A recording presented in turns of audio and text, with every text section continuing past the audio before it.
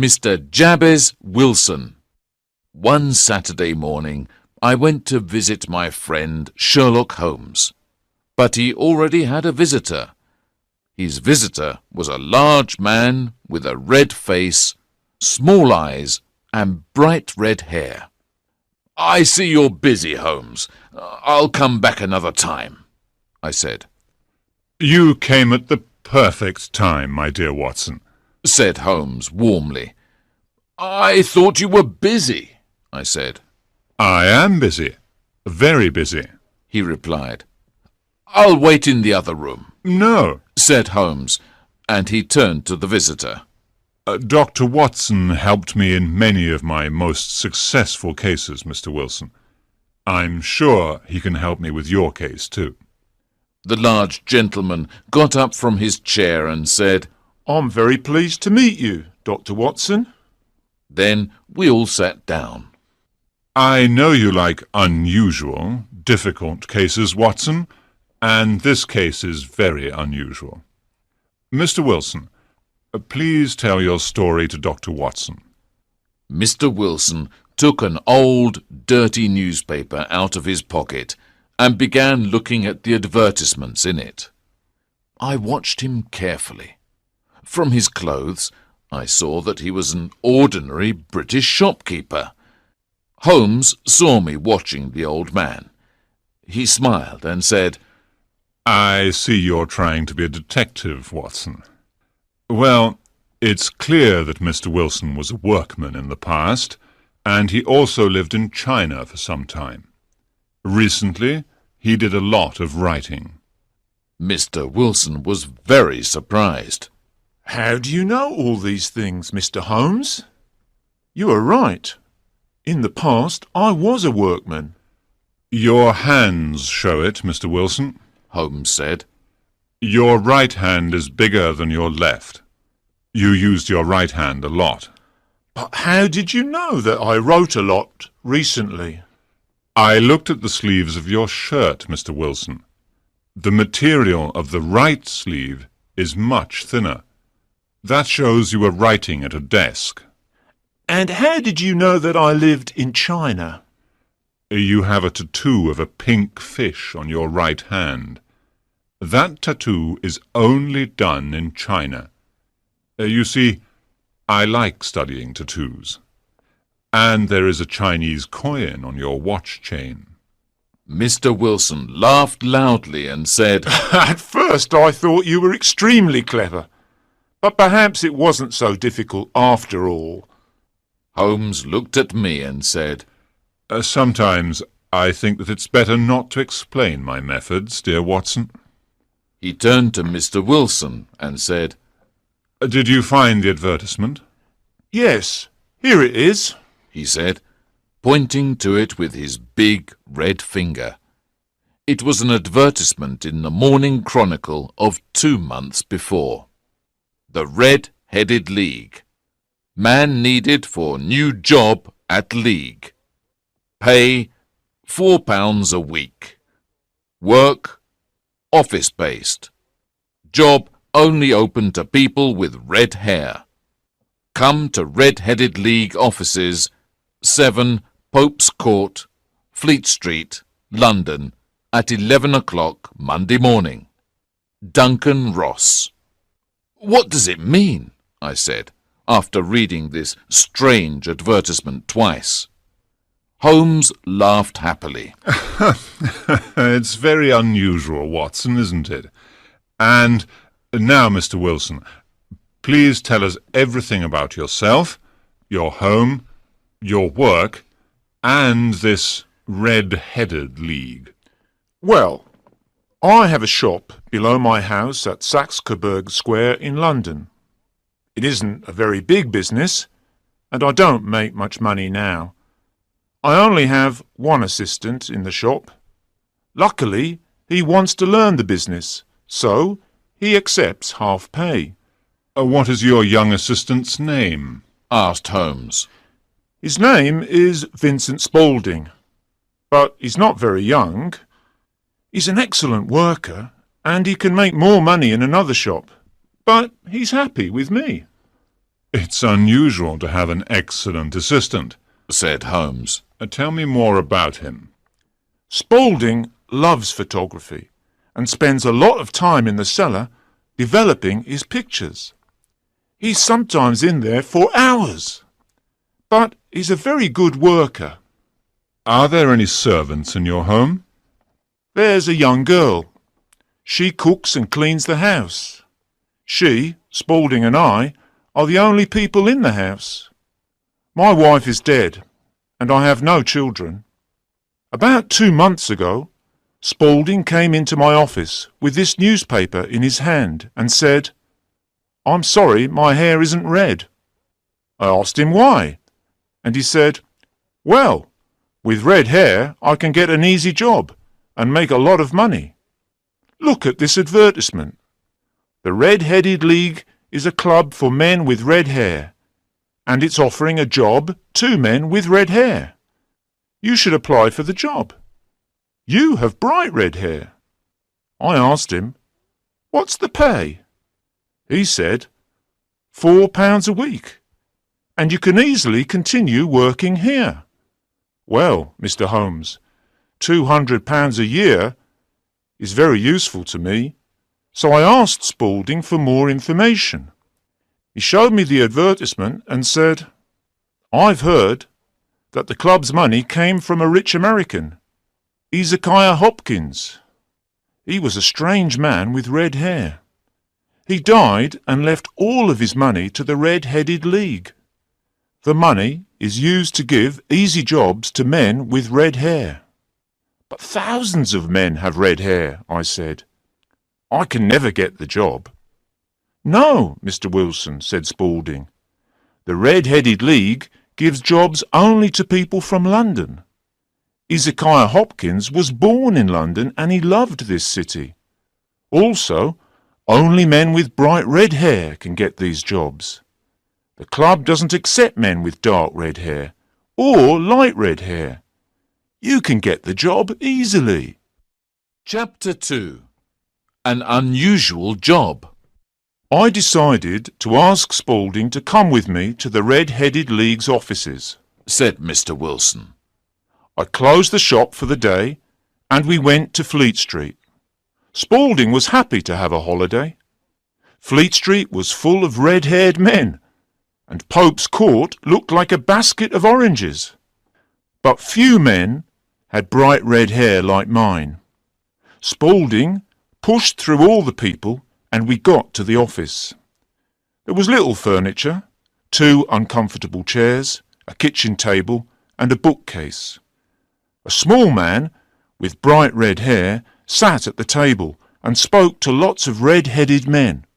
He said no to all of them, and then he talked to me. He was friendly and closed the door of the office behind us. "This is Mr. Jabez Wilson," said my assistant, "and he would like the job in the league."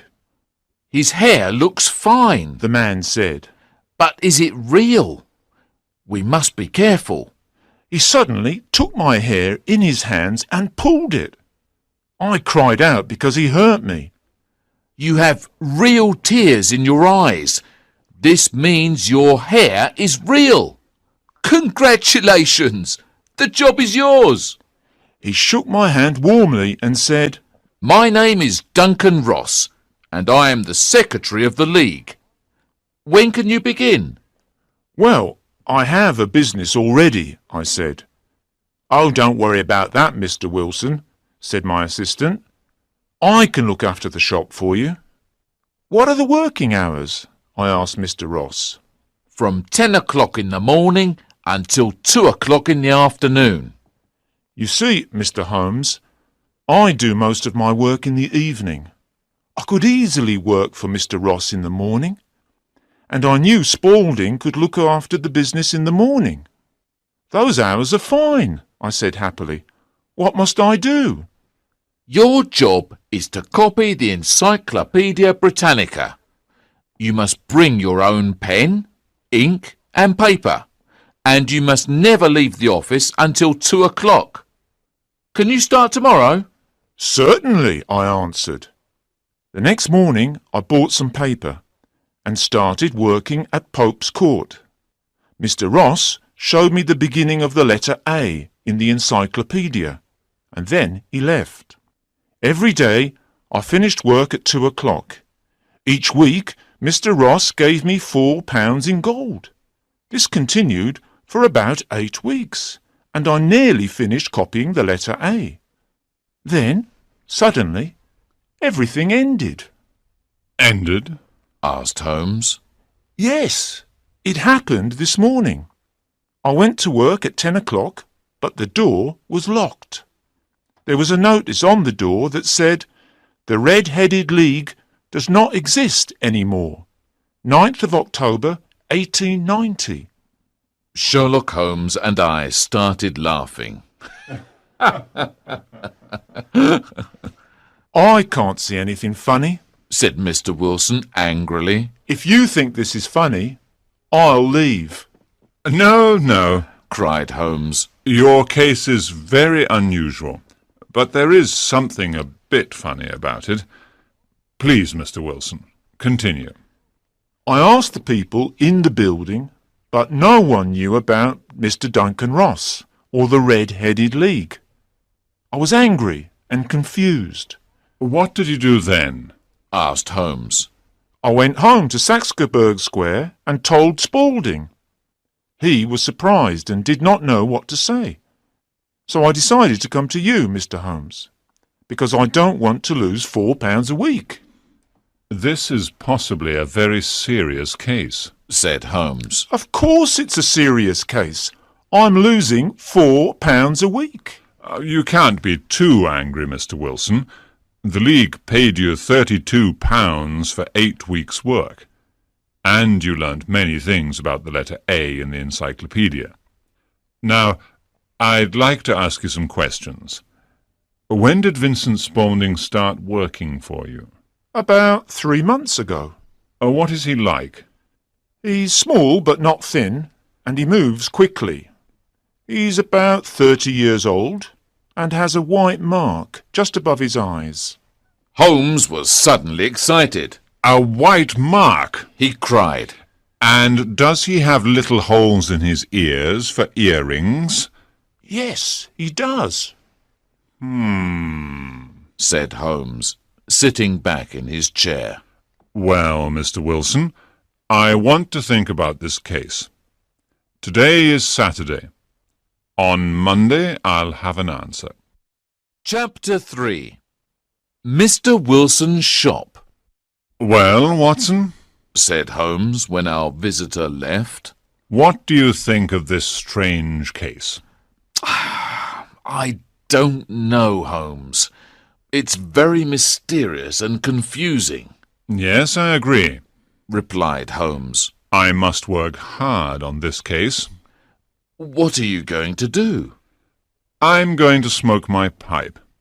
Please don't speak to me for 50 minutes. Holmes sat down in his chair, closed his eyes, and started smoking his old black pipe. Holmes is probably sleeping, I thought. But then he suddenly jumped up and put his pipe down on the table. There is a concert of classical music at St. James's Hall this afternoon. Holmes said. Let's go and listen. Yes, I'm free today, I replied. Good. Put on your hat and come. I want to have some lunch first. We went to see Saxe-Coburg Square. It was quite poor and ugly. There was some grass in the middle of the square, and old houses around it. One of them had a shop window and shop door, as well as a house door. Outside the shop, we saw a sign with the name Jabez Wilson painted in big white letters. This was Mr. Wilson's shop. Holmes stopped and looked at the shop for a moment. Then he stood in front of the shop and hit the large stones of the street with his walking stick. Finally, he knocked on the shop door. A young man opened the door immediately. Can you tell me the way to the Strand? asked Holmes. Third right, fourth left. Answered the assistant quickly. A very clever man, said Holmes as we walked away. Do you know him? I asked. No, but I looked at the knees of his trousers. And what did you see? What I expected to see. And why did you hit the stones of the street? My dear doctor, this is a time for looking, not for talking. Let's go and look at the street behind the square. We left the square, and we were soon in one of the noisiest streets in London. We saw a bakery, a newspaper shop, a restaurant, and an office of the City and Suburban Bank. We did our work well, Watson, said Holmes. Now let's have some lunch and then go to the concert. Holmes was a very good musician, and he loved concerts. After the concert, he said, Do you want to go home now, Watson? Yes, I do, Holmes. I have many things to do, he said. This case at Saxe-Coburg Square is serious. Someone is planning a serious crime, but I think we can stop it. Let's meet tonight. At what time? At 10 o'clock. I'll be at Baker Street at 10. Good. There will possibly be danger tonight, so bring your gun. He waved his hand and walked off. I was quite confused about this case, but Holmes, of course, was not. I saw and I heard exactly the same things as Holmes saw and heard, but he seemed to understand everything, and I understood nothing. I thought about it for a long time, but everything was still a mystery to me. When I arrived at 10 o'clock, there were 2 carriages outside the door at Baker Street. 2 visitors were there too, a policeman called Peter Jones, and a tall, thin man with a sad face and dark clothes. Watson, I think you know Mr. Jones. Let me introduce you to Mr. Merriweather, the director of the City and Suburban Bank. He is going to be part of our adventure tonight. I hope you're right, Mr. Holmes, said Mr. Merriweather, because I didn't go to my usual card game with my friends this evening, and I have never missed my card game in 37 years. I think this will be an exciting night, Mr. Merriweather, said Holmes. You are going to save £30,000. And you, Jones, are going to catch a terrible criminal. John Clay, the murderer and bank robber, exclaimed Jones. He's young, but he's the cleverest and most dangerous criminal in England. His grandfather was a king's brother, and he is an Oxford University man. It's time to go now, said Holmes, looking at his watch. Mr. Merriweather, please go with Mr. Jones in the first carriage, and Watson and I will follow you in the second one. Chapter 4. The Cellar. During the journey, Holmes spoke very little, but he sang some of the music from the concert that afternoon. Finally, the 2 carriages arrived at the City and Suburban Bank in the main street near Saxe-Coburg Square. Mr. Merriweather took his keys and opened a side door of the bank. We went through many doors and dark corridors. Then he took a lamp and we went to a big cellar. There was a strong smell of earth, and there were a lot of big boxes on the cellar floor. The ceiling looks strong, said Holmes, holding up the lamp. The floor is strong too, said Merriweather, hitting it with his stick. Oh dear, it sounds empty. Please speak quietly, said Holmes. The thieves must not hear us. Please sit down on one of those boxes and don't say or do anything. Mr. Merriweather sat down silently. Holmes put the lamp on the floor and took out a magnifying glass from his pocket. He carefully looked at the cracks between the large stones of the floor. "We probably have 1 more hour," said Holmes. "The thieves can't do anything until Mr. Wilson is in bed. Then they'll work very quickly. Well, Watson, I'm sure you understand that we're in the cellar of one of London's biggest banks. Mr. Merriweather is the director of the bank, and he'll explain the situation to you. You see, Dr. Watson, it's our French gold," the director said very quietly. "Inside these big boxes there are £30,000 in gold coins. That is why the worst criminals are interested in this cellar. Gentlemen, now we must wait in the dark," said Holmes, turning off the lamp. Suddenly, everything was black. "They will soon be here," he continued. "so we must hide behind the boxes.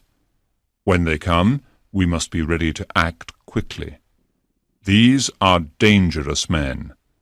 If they shoot at us, Watson, you must shoot at them." I put my gun on top of a box, and I was ready to shoot.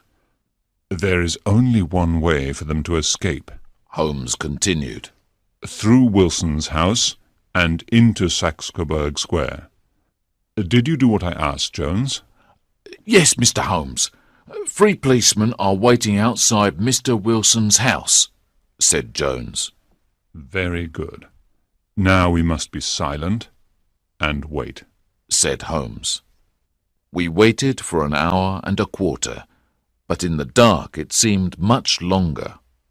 My legs and arms were tired. Suddenly, I saw some light through the cracks in the floor. Someone pushed up a big stone, and a white hand appeared. The light became brighter, and a face appeared. It was Mr. Wilson's assistant. The young man looked around and then climbed up into the cellar. He helped another man to climb out of the hole. Both men were small, and the other man had bright red hair. Holmes ran forward and caught Mr. Wilson's assistant. "Jump down the hole again, Archie," cried the assistant. The other man climbed down quickly. Mr. Wilson's assistant had a gun in his hand, but Holmes hit it to the floor with his stick. "You don't have a chance, John Clay," said Holmes. "I know, but my friend escaped." "There are 3 policemen waiting for your friend outside Mr. Wilson's house," said Holmes, smiling. "Oh, really?" John Clay answered calmly. "You did everything perfectly. Well done, Mr. Holmes." "Well done to you," Holmes answered. "Your idea of the Red-Headed League was new and unusual." "Give me your hands," said Jones to Clay. "I'm going to put handcuffs on you now." "Don't touch me with your dirty hands," cried Clay. "I am the grandson of a king's brother. You must say, 'Sir,' and 'please' to me." "All right, sir," said Jones, smiling. "Please come upstairs with me, sir. We can call a carriage, sir, and take you to the police station." "That's better," said Clay. He smiled to the 3 of us and walked away quietly with Jones. "I don't know how to thank you, Mr. Holmes," said Mr. Merriweather. "This was certainly an exciting night. You stopped one of the biggest bank robberies in history. This was a very interesting case, and I enjoyed it," said Holmes. In the early hours of the morning, Holmes and I returned to Baker Street. "You see, Watson," Holmes said, drinking his cup of tea, "the reason for the Red-Headed League was very simple. Clay and his friend Duncan Ross wanted to get Mr. Wilson away from his shop for several hours every day." But how did you know that they were planning a bank robbery? I asked. Well, Watson, I thought of the assistant's hobby, photography. We knew that the young man spent a lot of time in the cellar developing his pictures. Mr. Wilson described Vincent Spaulding to me, and I knew immediately that he was John Clay, the famous bank robber. Clay was doing something in Mr. Wilson's cellar. He was in the cellar for several hours a day for many weeks. And what was he doing? He was digging a tunnel to another building. You were surprised when I hit the stones in Saxe-Coburg Square with my stick. Well, I wanted to know if the tunnel was in front of the house or behind it. Then I rang the bell. I didn't go into the shop because I only wanted to see Spaulding's trousers. The knees of his trousers were dirty with brown earth. When I discovered that the City and Suburban Bank was behind Mr. Wilson's house, I suddenly understood everything. But how did you know that the robbery was tonight? I asked him. My dear Watson, they closed the League office because they weren't interested in Mr. Wilson's work anymore. So I knew the tunnel was finished, and they had to use it soon. Saturday night was the best time for them because no one could discover the robbery until Monday morning. So I knew the robbery was tonight. You solved this mysterious case beautifully, Holmes, I said. Thank you, Watson. Well, at least this case wasn't boring.